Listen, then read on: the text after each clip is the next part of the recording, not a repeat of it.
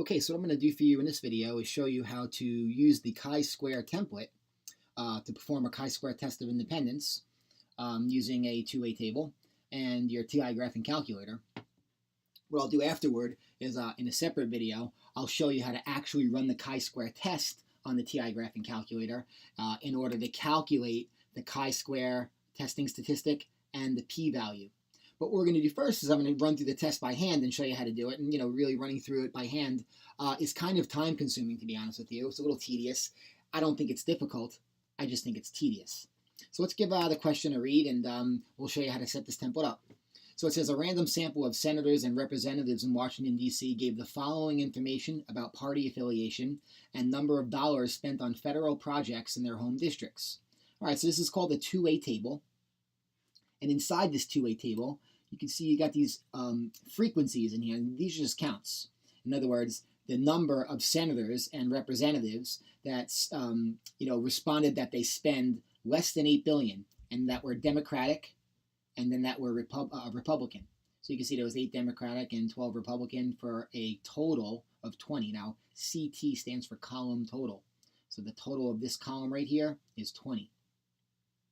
And then dot, dot, dot, so you can see from 5 to 10 billion, there they are. There's the column total, and then more than 10 billion. And then, of course, you got this row over here. This says RT, which means row total. So in other words, if you take this total and add the rows straight across, you get 45. And then, of course, you add this. The total number of Republicans here was 47. When you add 45 and 47, you get 92. And if you add 20 plus 34 plus 38, you get 92. Now, these things that I highlighted here in blue, those are called the observed frequencies. In other words, the data that you collected in the real world. All right, so it says, using a 1% level of significance, test the claim that federal spending in home districts is independent of party affiliation. All right, my gut feeling tells me that the amount of money you spend kind of depends on your party affiliation. So I'm kind of expecting this to reject. But, who knows? Let's just run through the test and see what happens. So remember the setup of the null hypothesis. Never changes. Whatever the two variables you're talking about, in this particular example, it's your party affiliation and how much money you spend on projects in your home district. You always say the two variables are independent. Now that means that they're not related to one another. And then the alternative to that is that whatever the two variables are dependent. All right, so let's type that out. So I'm going to write, let's see, party affiliation.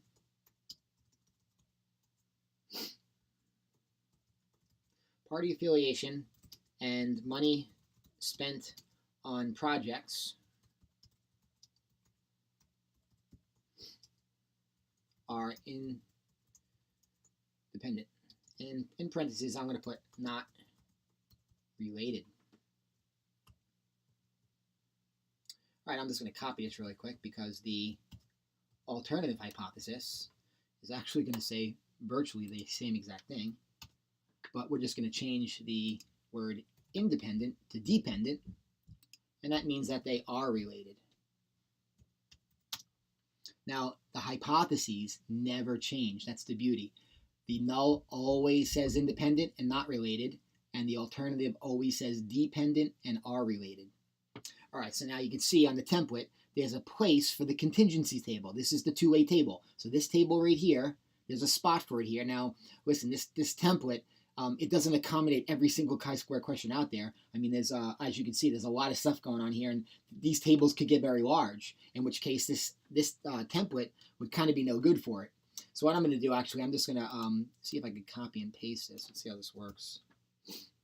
Maybe it'll work out for me and I don't have to type everything. That's not too bad.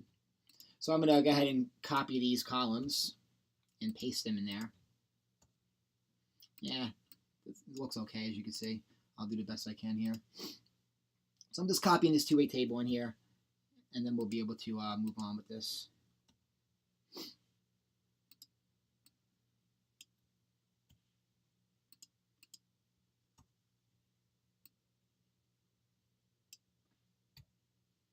A couple extra columns, being that I was pasting it, pasted extra columns in there, so I'll just delete them. All right, so here you have it. Let me center this so it kind of looks pretty. All right, so here's our two-way table. All right, so now, remember, these values here are called the expected frequencies. So now what has to happen now is we have to calculate, these values here are called the observed frequencies. In other words, the frequencies that you observed when you collected them in the real world.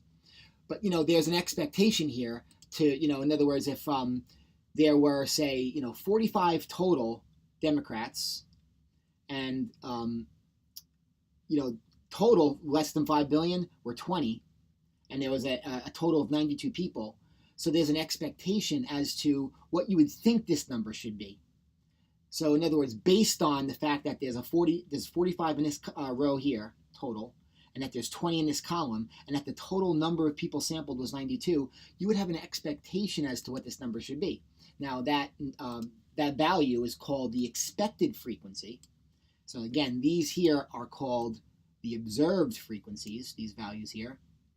And the expected frequencies, well, remember the expected frequency, actually for any particular entry, like this entry right here, what you would expect to happen, well, you go to the row total, you multiply that by the column total, and then divide by the sample size. Now, when you think about that, to be honest with you, think of it this way.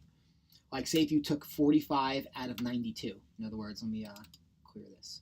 Take 45 and divide it by 92. So you get, you have an idea about how you should think about this. 45 divided by 92, that's about 49%, right? If you take that decimal and move it over 2 spots, that's like 49%. So think about it this way. Since it's 49% of the, the total number of people surveyed were Democrats. So then out of these 20 right here, I would expect 49% of those 20 to be in this place right here. That's what the expectation would be. So you would take this and then multiply by 20, and I would expect that to be about 9.78 ... So now the formula that we actually use is you take the row total and the column total and you multiply them, and then you divide by the sample size. Now what am I doing here? Well, the same thing. I'm just taking the row total divided by the sample size and then multiplying it by the column total. But the formula, how we write it, is RT times CT divided by N for every one of these entries. All right, so this one here is this. Now, if you were working this, from scratch, really what you'd probably end up doing. So if you wanted the expected for 8, you would take 45 and 20 and multiply them. So you would go 45 multiplied by 20, and then you would divide that by the total, which is 92. So again, it's row total times column total divided by the sample size. You hit enter, and there's that 9.78 ... number. Now, obviously, we have to be careful with rounding. We don't want to round too much, so let's keep like 3 decimals. Yeah, you know what? Let's keep 2 decimals. That should be fine for now. When we do it on the calculator, it's going to keep all the decimals, so it doesn't matter. So I'm going to use 9.78 here. All right, so now, typically what you would do is you would write it as, usually it's a superscript, kind of like an exponent. It's not an exponent, but that's how we write it. So we put right next to this, I'm going to have to go up here to format the font. And superscript. I think I hit subscript. Hold on. Yeah, I did. Superscript means that's an exponent. So let me type this in, 9.78. Now I know it's tiny, but this is typically how you would write it. So the base value here, that's the observed frequency, and that 9.78 that I just calculated, that's the expected frequency. All right, so there it is. Now we got to do this for every single one of these. So this is why, like I said, this is not difficult. It just takes time. All right, so let's get the expected for the number 12. All right, so it's going to be row total, which is 47, times column total, which is 20, divided by 92. So 47 times 20 divided by 92 is approximately 10.22. All right, so once again, I'm going to go over here. And this is going to be 10.22. All right, I'm not going to sit here and punch all these buttons in the calculator right now. I've worked it out ahead of time, so I'm just going to pop them in here, okay? So to save us some time,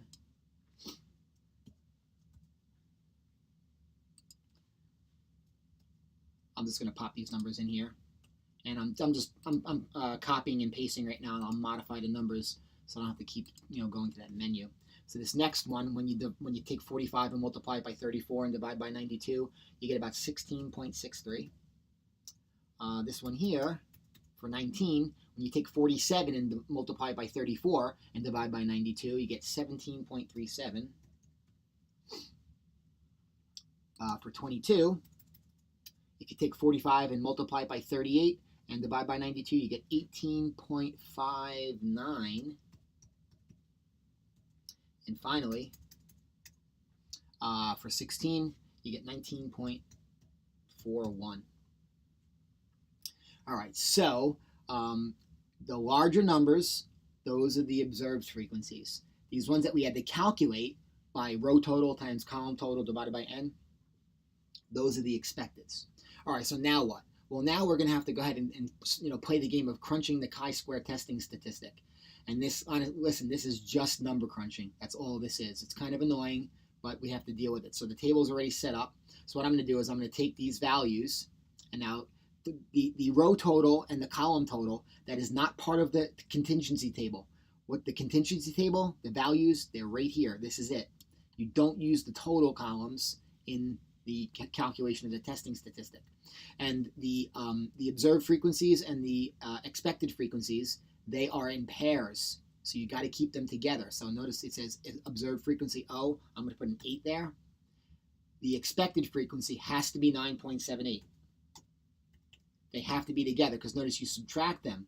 Then you square it to get rid of the negative. Then you divide by the expected. It converts down to a percent. And that's the game. So let's go ahead and type these all in. And it doesn't matter what order you enter these in. There's 6 of them, as you can see. So I'm going to have 6 of these things. So I'm just going to type them in. It doesn't matter if you work across or down or what have you. All right, so this is 10.22. 15 and 16.63. 19. 17.37. 22 and 18.59. And finally 16 and 19.41. All right, now so let's just think about what we've done so far. We stated the hypotheses. Those are kind of easy because they never change. This is always that they're independent. This is the alternative is that they're always dependent. I grabbed the contingency table from the question. I popped it in there. Obviously, if you're right, you're going to be writing this by hand most of the time, obviously. So you'll end up just probably writing these in. Then you got to calculate the expected frequencies. Actually, you're not going to have to, as you'll see. The calculator will give them to you. But we'll worry about that in another video. All right, so then you take your observeds and your expecteds and you pop them in here. All right, now this is basically like hand calculating a standard deviation. It's virtually identical. You're going to subtract. Some of the answers are going to be positive, some are going to be negative. Then you're going to square to get rid of the negatives. And then you divide by expected. What that does is it actually converts into a decimal, which is percent-based. Then we're going to sum this column. And that's what this chi-square testing statistic is. And remember, it's going to land on this distribution called the chi-square distribution, which is a skewed to the right distribution. So I think the best way to work is across. So I'm going to use the calculator. In other words, observed, take off expected. 8, take off 9.78. So 8, subtract off 9.78. All right, so that's negative 1.78. The next column says square it. So I'm just going to press the x squared button. And then the next column says divide by the expected. So I'm going to divide by 9.78.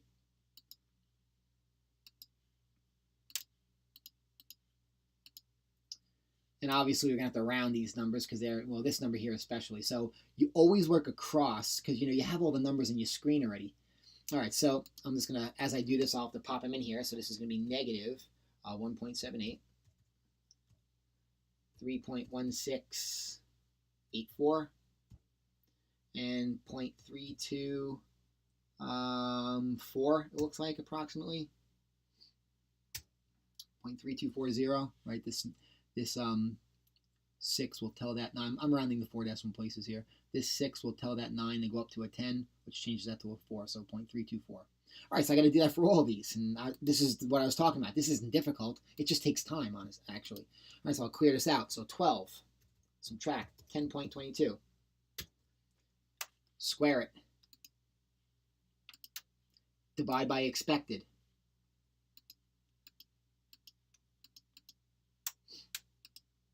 All right, get those values in there. 1.78, 3.1684, and 0.3100. All right, moving right along. 15, subtract off 16.63, square it, divide by expected.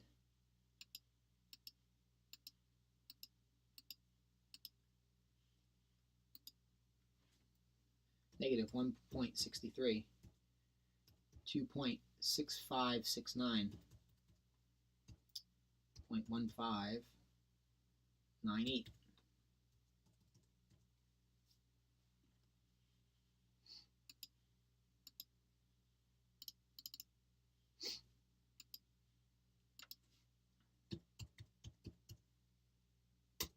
So 19 subtract 17.37 squared, divided by expected.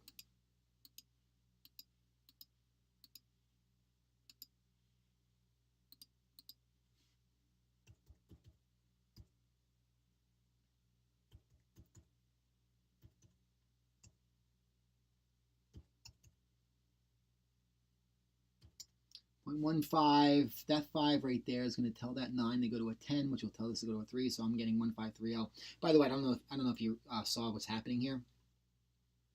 Notice how you get a negative value. This is 178, and you get another 178.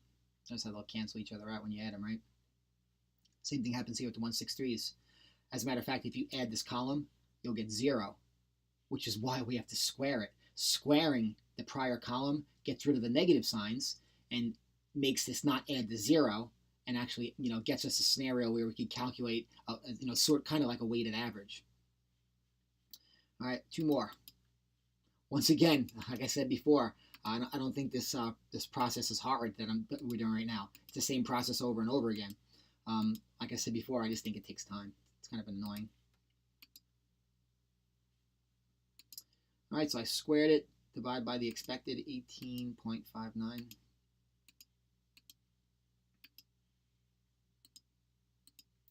3.41.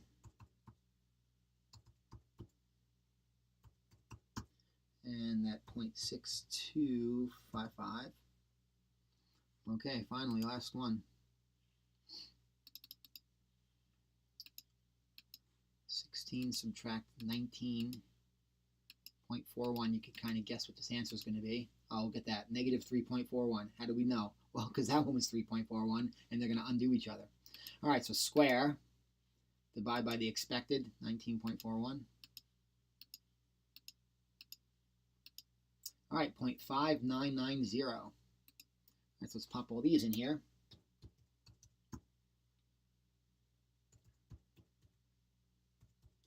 To be honest with you, you don't really even have to write all these down right here. These values for this column and this column, you don't need to write them down. You really only need this last column, because the chi-square testing statistic, what does it do? Well, that symbol right here, it's capital sigma. It means add up all the cells for this column, which is this right here. So once you have this column, you're going to grab this number, and this number, which is the testing statistic, remember, is going to land somewhere on this number line down here. And we're going to compare it with the chi-square testing statistic. All right, so let's go ahead and calculate now. So again, remember what we did here. We stated our hypotheses. We have our contingency table, which we saw, we had our observed frequencies, and we calculated our expecteds. Then we organized our observeds and our expecteds in columns, and we found the entries in this table such that when we add this last column right here, all those values, it will give us this chi-square testing statistic. So let's go ahead and calculate this number. So I have to add those 6 numbers right there. So let's go ahead and take care of that on the calculator. So 0.324 plus 0.31, 0.1598, 0.1530, 0.6255, and 0.5991. All right, so let's give that a quick look before I move on here. 32431.1598. 15306255. All right, looks pretty good. 2.1714. All right, so now the big question is, what do you round this to? All right, well, I don't think it really is that big of a deal right now, but let's go to 3 decimal places, and we could write them all down. It doesn't matter at this point. MyMathLab, whenever you do this, MyMathLab always tells you what to round to. But, in class, when you take the exam in class, 2 decimal places will be fine, because as you can see, if I go to the chi-square table, the critical values are 2 decimal places. So as long as you have at least 2 decimal places, you're going to be in good shape. That calculator again.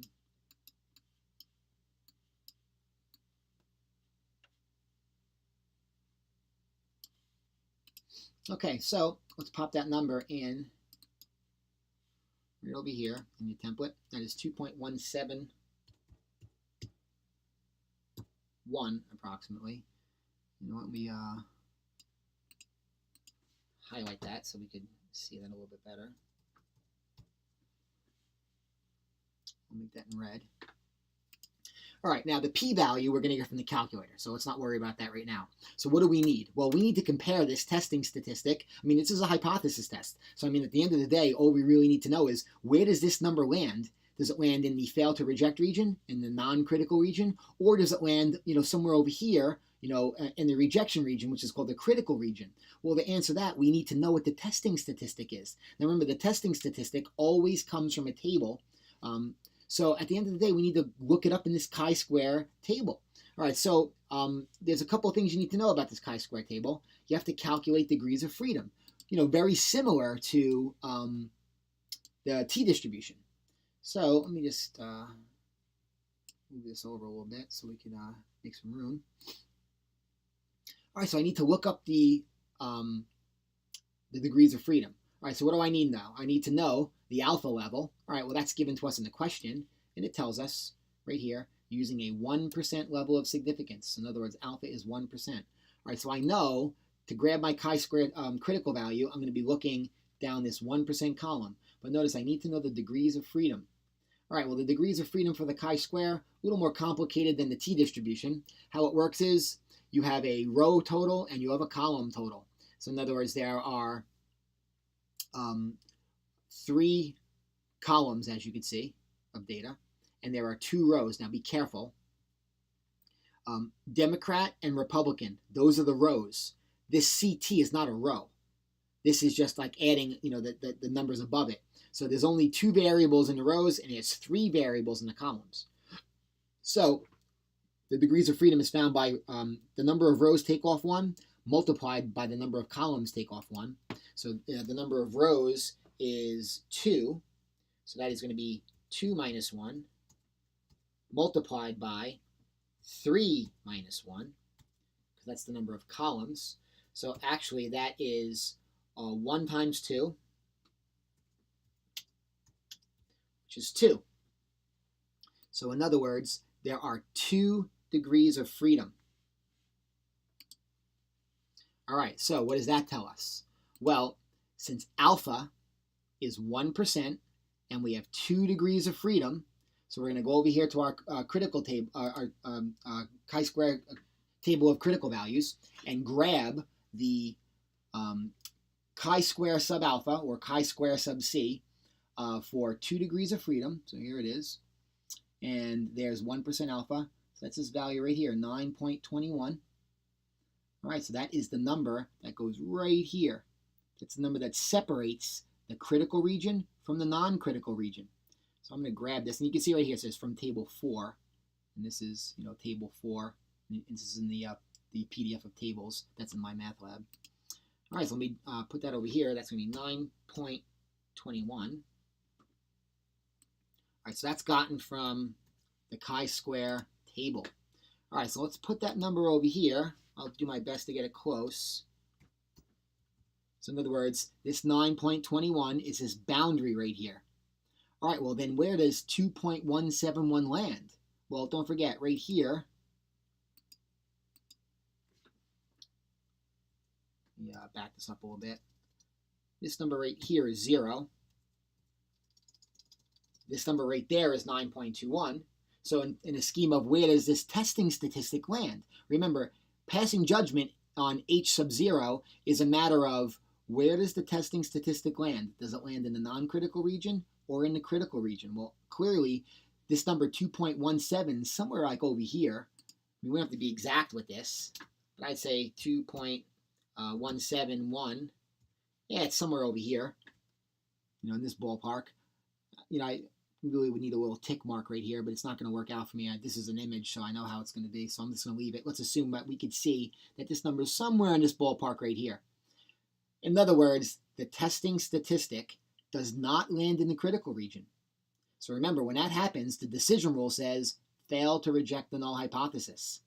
All right, so let me copy that because the result of the test, fail to reject HO.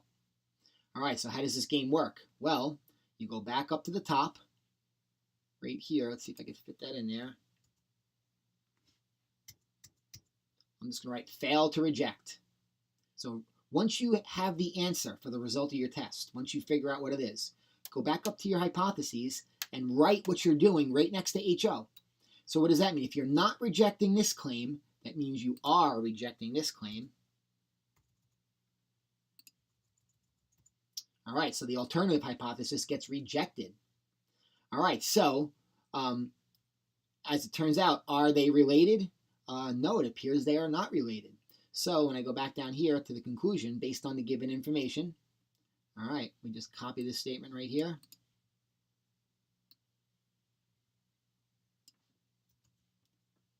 Based on the given information, party affiliation and money spent on federal projects are independent. In other words, they are not related. All right, so as you can see, this process takes time. Obviously, if you don't have some guy standing here, on a video typing into this, version of the calculator here, this takes time. You're way faster on your hand calculator than I am clicking a mouse button. So this will take you half the time it just took me right now, obviously. And as you're going to see, the calculation of this testing statistic right here and the expected frequencies, the calculator does all of that. But I'll show that in a separate video. So for now, notice I left the p-value blank because of that reason. We'll worry about that when we show you how to do this in a separate video. All right, so if you have any questions, shoot me an email. Thanks for watching.